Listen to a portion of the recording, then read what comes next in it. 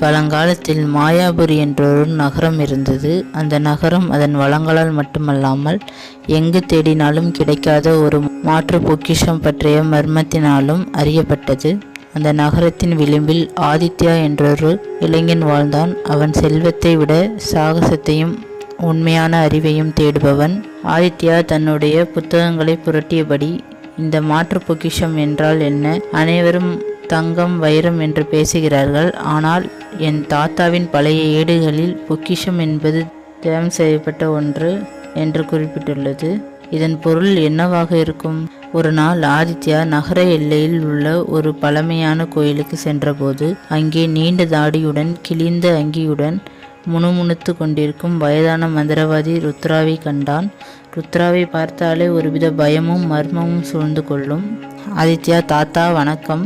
நீங்கள் இந்த மர்மமான இடத்திற்கு தனியாக வந்திருக்கிறீர்களே, உங்களுக்கு ஏதாவது உதவி வேண்டுமா?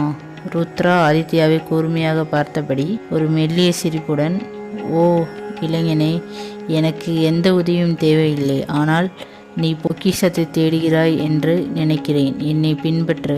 நான் உன்னை ஒரு நிபந்தனைக்குட்பட்ட பொக்கிஷத்தின் கதவுக்கு அழைத்துச் செல்கிறேன். ஆதித்யா தயங்கவில்லை. சாகசத்தின் மீதான அவனது ஆர்வம் அவனை ருத்ராவுடன் இருள் சூழ்ந்த குகை நோக்கி செல்ல தூண்டியது. நீண்ட பயணத்திற்கு பிறகு அவர்கள் ஒரு பிரம்மாண்டமான கல் கதவு முன் வந்து நின்றனர். ருத்ரா, பார் ஆதித்யா, இதுதான் அந்த மாற்று பொக்கிஷத்தின் கதவு. இதை திறக்க ஒரு மந்திரம் தேவை. ஆனால் அதைவிட முக்கியம், இதற்கு ஒரு விலை உண்டு. ஆதித்யா ஆர்வமுடன், விலையா? என்ன விலை அது? என்னுடைய அனைத்து செல்வங்களையும் கொடுக்க தயார். ருத்ரா அதற்கு சத்தமாக சிரித்துவிட்டு தன்னுடைய மந்திரக்கோளால் தரையில் வட்டம் வரைந்து, செல்வம் அல்ல இளைஞனை, நீ பொக்கிஷத்தை அடைய விரும்பினால் உனக்கு இருக்கும் சிறந்த திறமையை, அதாவது உன் அளவற்ற தாராள மனதை நீ இந்த சடங்கின் மூலம் நிரந்தரமாக மறக்க வேண்டும். நீ இனி தன்னலமற்றவனாக இருக்க முடியாது. நீ ஒப்புக்கொண்டால் நான் மந்திரத்தை சொல்கிறேன். ஆதித்யா அதிர்ச்சி அடைந்தான். பொக்கிஷத்தை அடைந்தால் பலருக்கு உதவலாம் என்று அவன் நினைத்திருந்தான். ஆனால் உதவி செய்யும் குணத்தையே இழந்தால் பொக்கிஷத்தால் என்ன பயன்?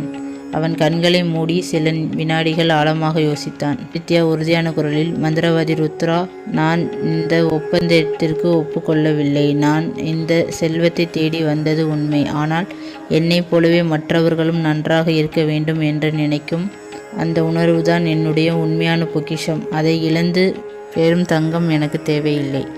ஆதித்யா அந்த முடிவை சொன்னதும் ருத்ராவின் தந்திரமான சிரிப்பு மாயமாக மறைந்தது. அதற்கு பதிலாக அவரது முகம் பிரகாசமாக மாறியது. அந்த கல் கதவு தானாகவே திறந்து உள்ளே தங்கமோ வைரமோ இல்லாமல் ஒரு பெரிய ஒளிரும் மாணிக்க